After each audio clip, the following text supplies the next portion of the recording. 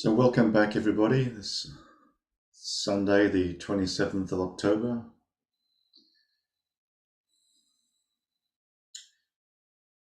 So the basic instructions for guided contemplations are simply to continue your meditation practice, continue just sitting as you would normally,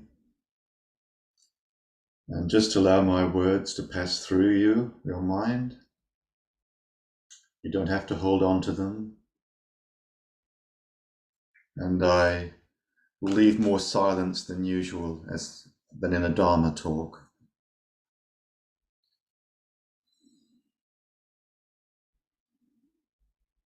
So let us start by contemplating our great bodies out for vow. I vow to awaken with all beings, or for love of the world, I vow to save all beings. We vow to take care of all beings, all sentient and non-sentient beings. That is our vow that we bring to our Zazen practice as Zen Buddhists.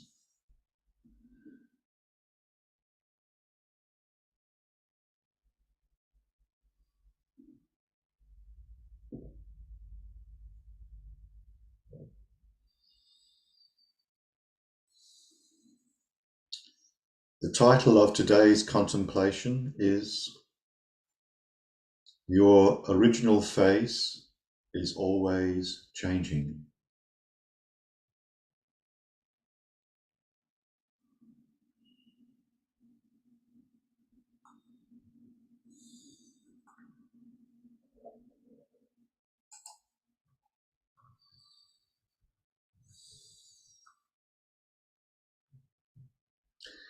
It comes from the story of the sixth ancestor, Eno.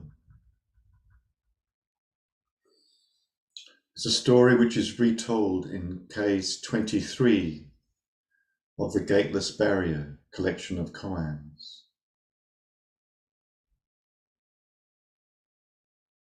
After the sixth ancestor was given the robe and the bowl by the fifth ancestor, he was cautioned to flee to the mountains because of the monks not accepting the transmission. He fled to the mountains and he was followed by one of the senior monks.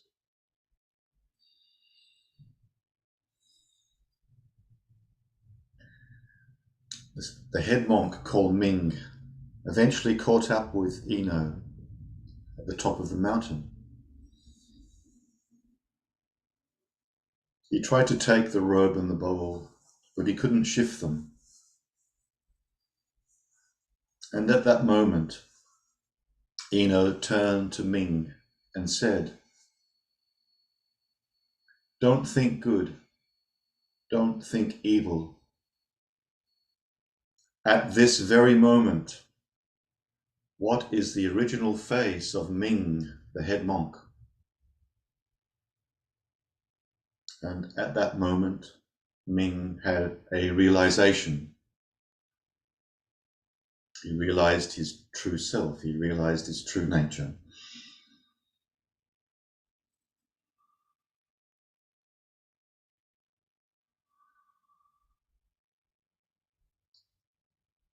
This was later presented as a question, as a koan question to Zen students.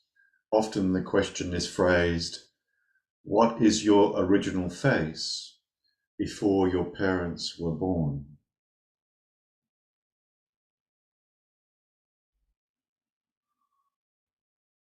So we do have some clues. Don't think good, don't think evil. So don't get caught up in dualities, in opposites. And what was your original face before your parents were born, before your mother and father were born? Again, mother and father, this duality. So realizing your original face prior to dualistic consciousness, which is what the koans are all about.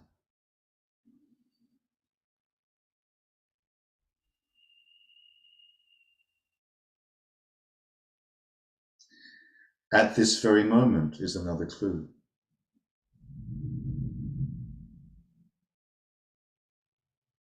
This moment is your original face, which is always changing.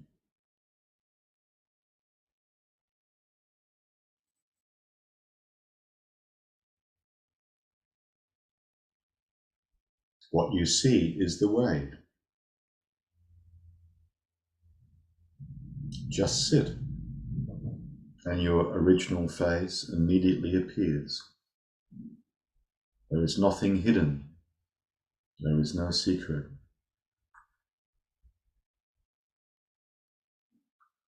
What is it that we see when we see our original face?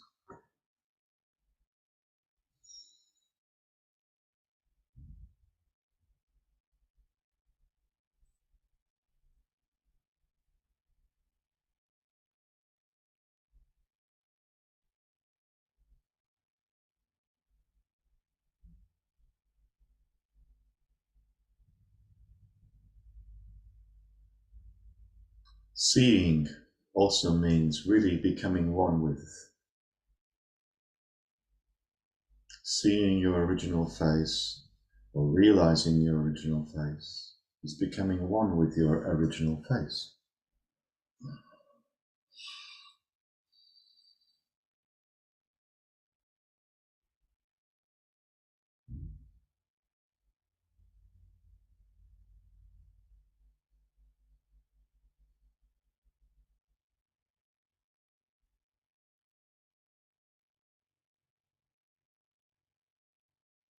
In koan Zen, we are urged to become one with our koan, become one with Mu.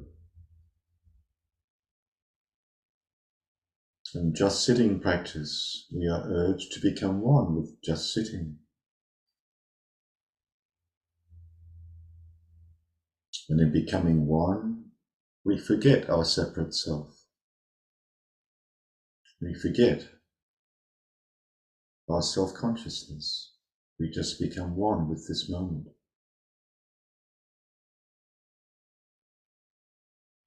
And this oneness is what we already are.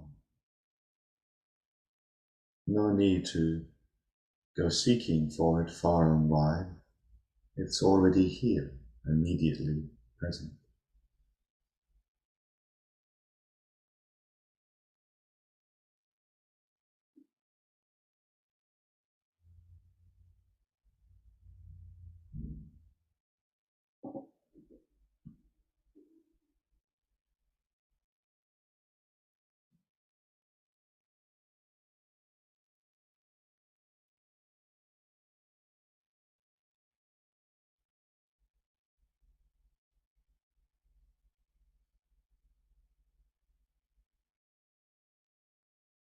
One of the great Indian ancestors of our Zen Buddhist lineage, Nagarjuna, said, "The mind that sees into the flux of arising and decaying and recognizes the transient nature of the world is called the way-seeking mind." Our Zen practice always begins with arousing the way-seeking mind. And the way-seeking mind is the mind which sees impermanence, interdependence, and the non-substantiality of the self. And being just this moment, we realize compassion's way.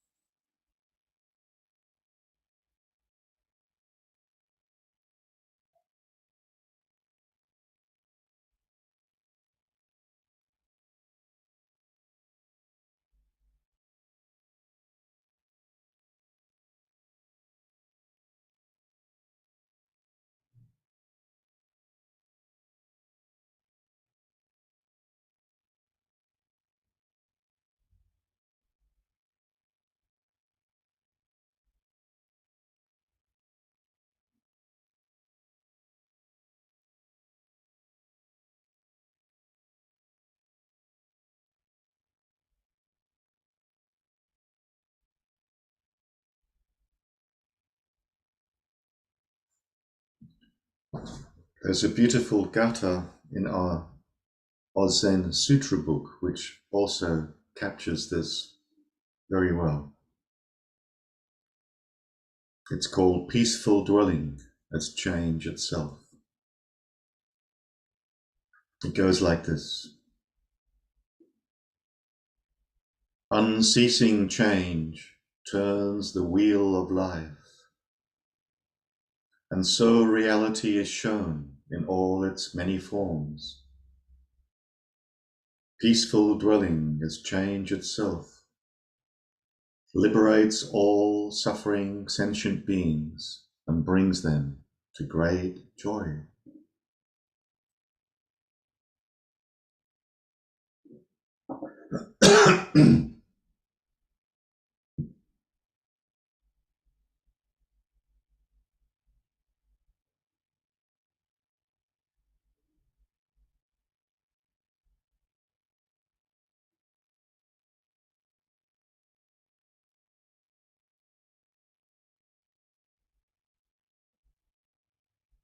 Unceasing change turns the wheel of life, and so reality is shown in all its many forms. Peaceful dwelling as change itself liberates all suffering sentient beings and brings them to great joy. This is teaching us how we save or liberate or awake with all sentient beings.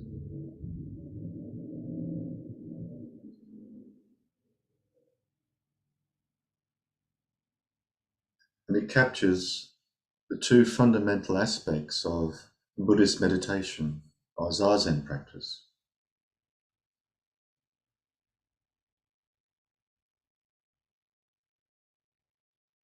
Calm abiding, that's shamatha practice in Sanskrit. And seeing things as they are, which is vipassana. In our Zen practice, they are not linear. We don't do calm abiding or concentration practice first and then move to insight practice. They're both the two sides of the same coin. Zazen is both calm abiding and seeing things as they are, the balance between the two. We need them both.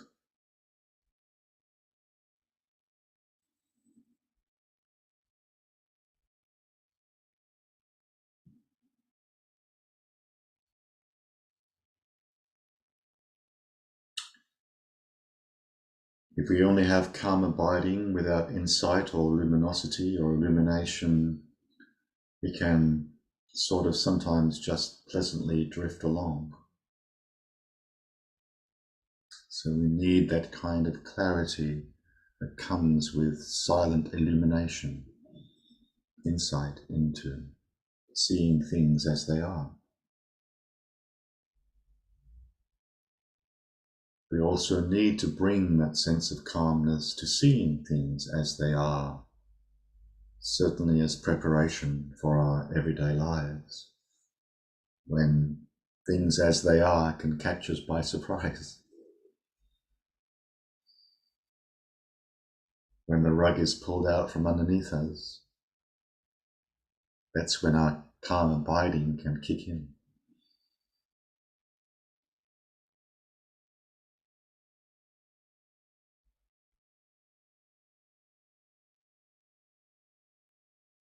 This combination of calm abiding and seeing things as they are leads to what's called in Zen Kensho, which simply means seeing into one's true nature, which means realization of one's Buddha nature. Realization of Buddha nature is realizing impermanence and realizing you are impermanence itself.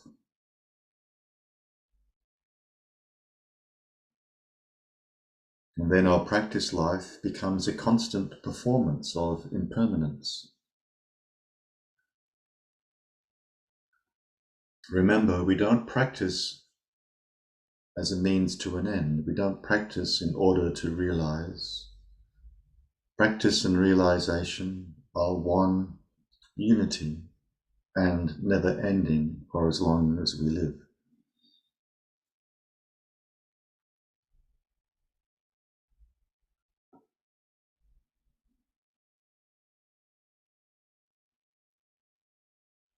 Practice is continuous, never ceasing, till our life comes to an end.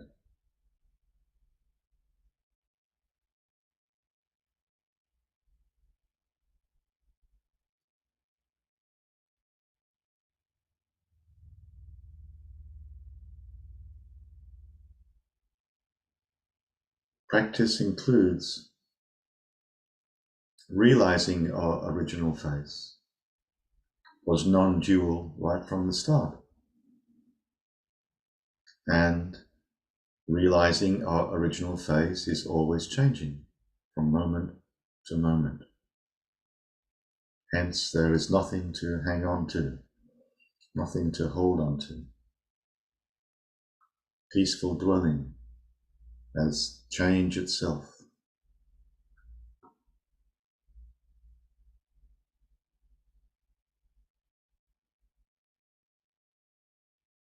In other words, there's nowhere to dwell. We just embrace being change. We embrace being impermanence.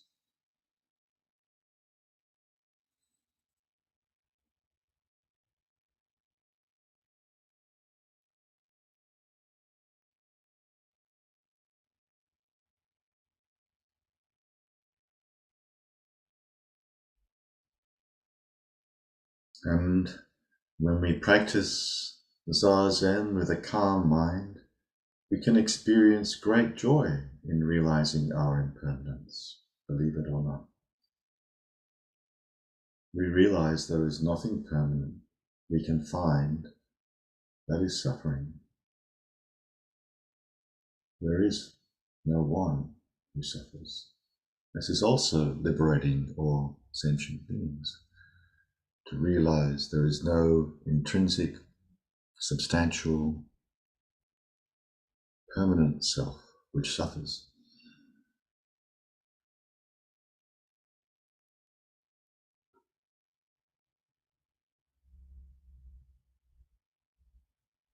So why is there so much suffering?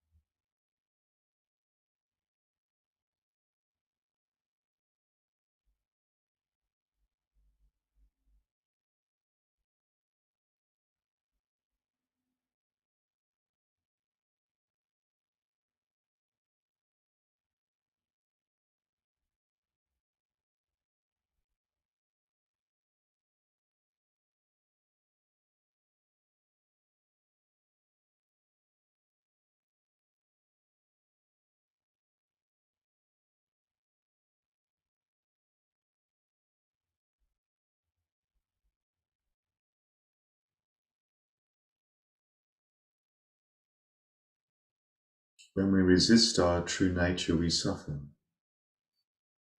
We create suffering and we suffer ourselves. When we resist the fact that we are impermanence itself, we don't want to accept this. We want to hang on to what we think is permanent, whatever it may be, whatever form we think permanence takes.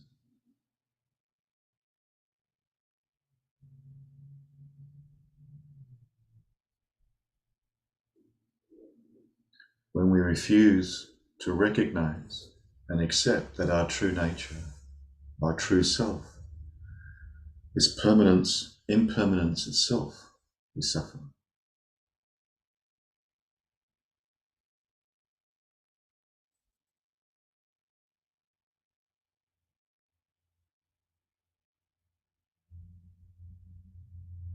This doesn't mean that we don't cry when we experience the loss of someone we love.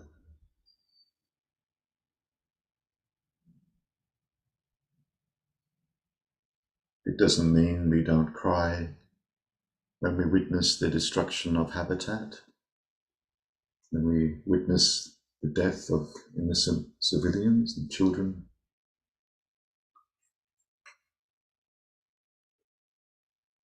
It doesn't mean we don't cry when we witness pollution in the seas,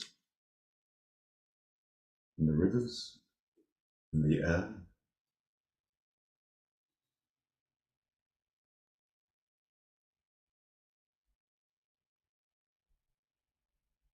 It just means that we accept that life is birth and death. There is no life without birth and death. Birth and death is the way. This moment needs to die in order to give birth to the next moment.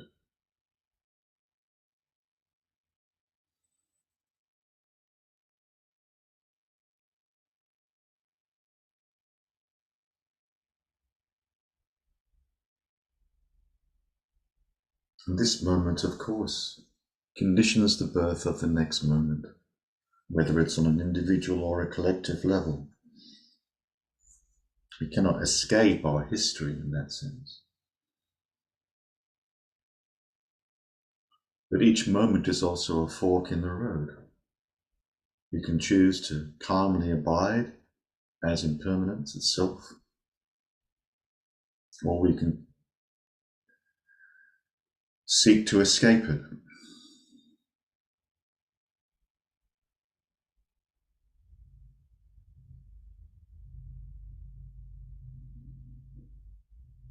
But there is no escape from birth and death.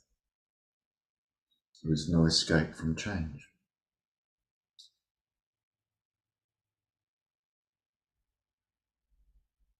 We are really a series of moments or events.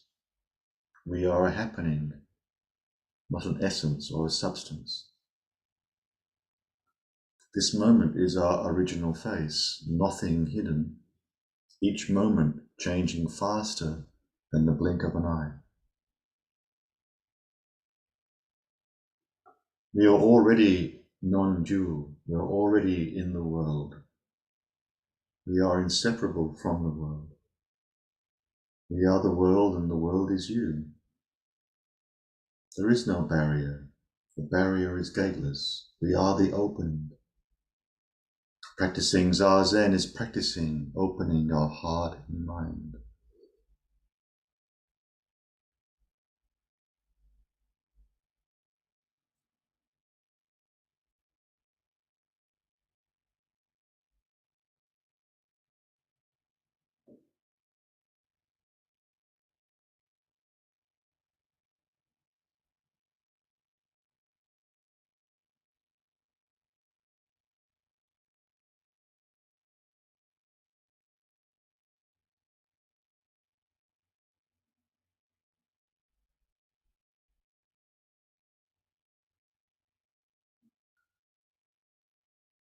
When we hear the sound of a bird, no problem.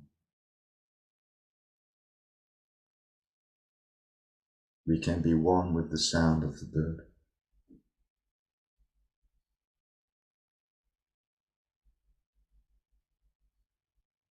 We can be one with the sound of cars passing by, the sound of leaves fluttering in the wind, with the sound of rain gently dropping on the roof. However, what happens when we hear the sound of a critical comment, critical voice directed at ourselves?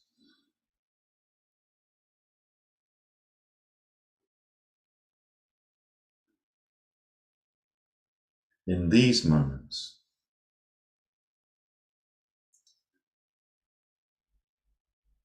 our calm abiding, our oneness with the world is often interrupted,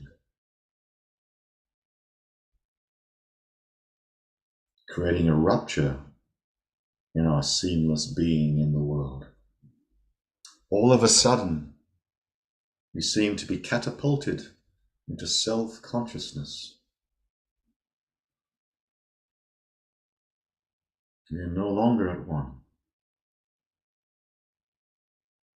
In that moment, we fall out of the Garden of Eden.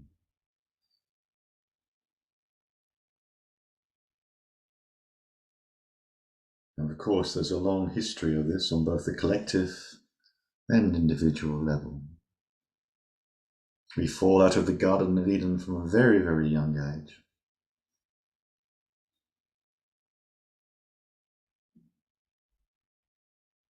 When trauma intrudes,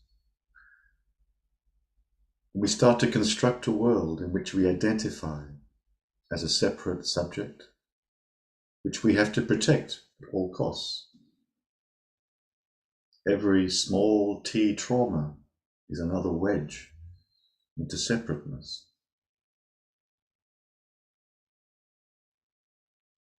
Every stab in the heart, every hurt, another wedge into separateness.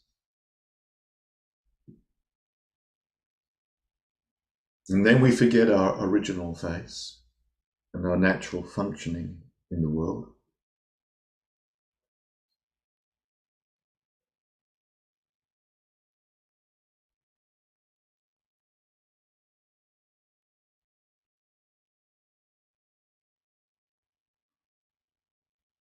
It slips into the background and we take it for granted and it remains unnoticed.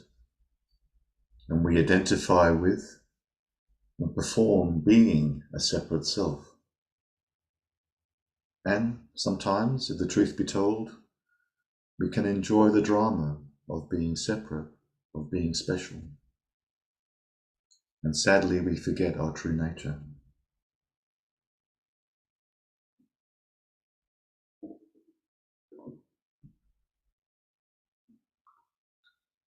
But of course, this is the way of all things. We must fall out of the Garden of Eden before we can recognize consciously the Garden of Eden. We must lose it before we can find it.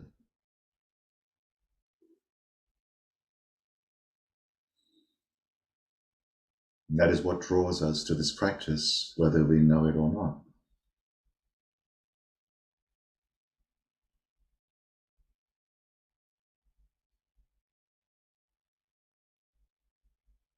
Our home is calling us. It never ceases to call us back.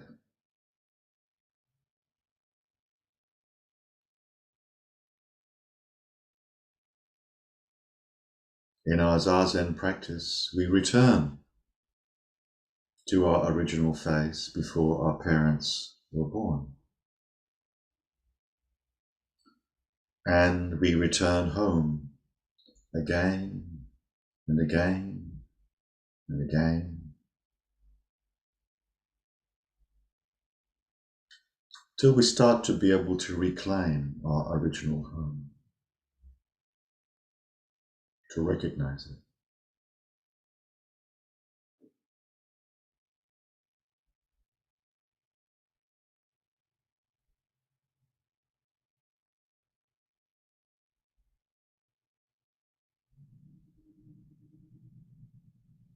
How do we recognize it? Well, our original face is always intimate with itself.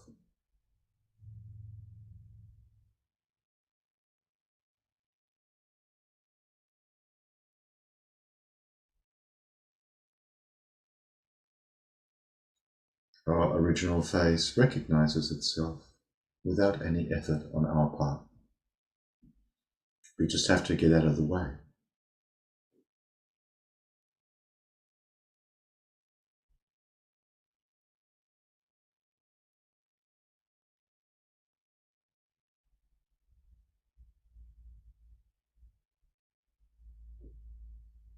That's why Zazen can be seen as a practice of disclosure. What is concealed becomes revealed when we sit.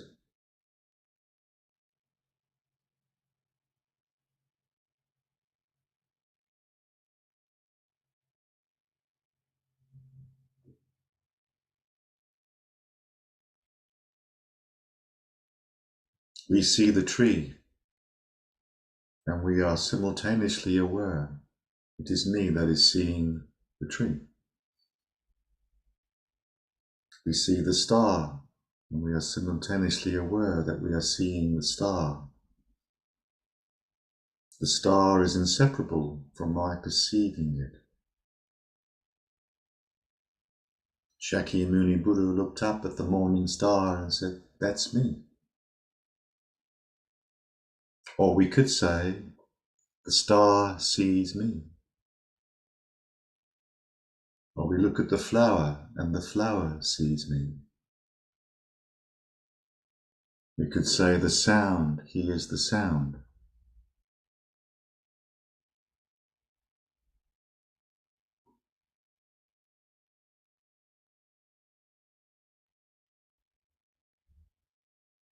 You can verify this right now.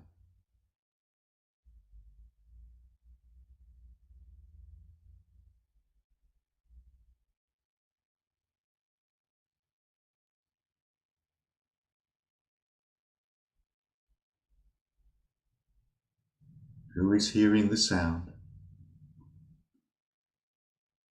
Who is seeing the sky?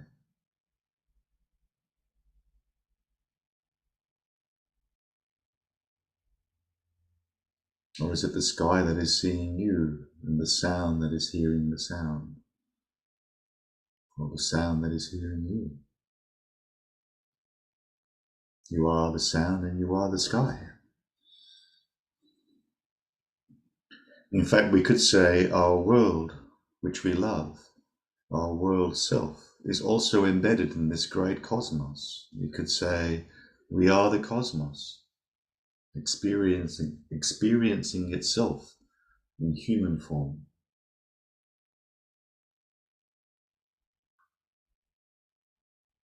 The cosmos needs human being to experience itself, to become aware of experiencing itself.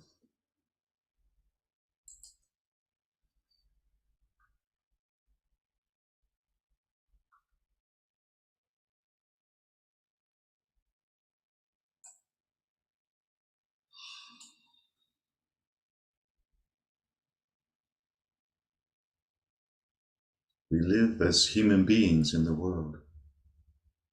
Being needs human to realize this world.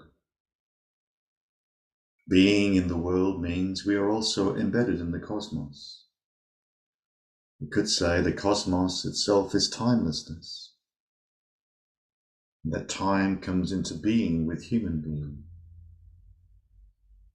Impermanence, we could say, from a subjective perspective, is lived time. We are time, or temporality. Each moment is finite, and ultimately each human being is finite. Only the cosmos is timeless.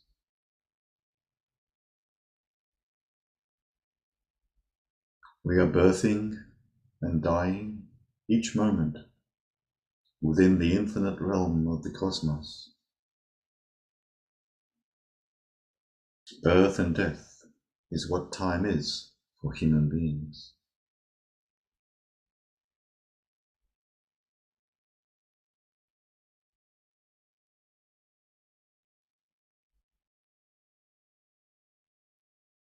Let us calmly abide, realizing we are impermanence itself. Let us share this with each other, with the world, and with all beings.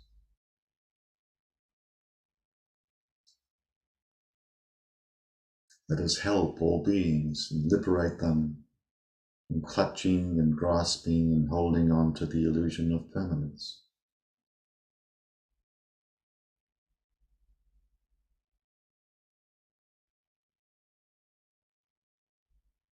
May all beings be free from suffering. May all beings be well. May all beings live with ease. May we all live and love this world together.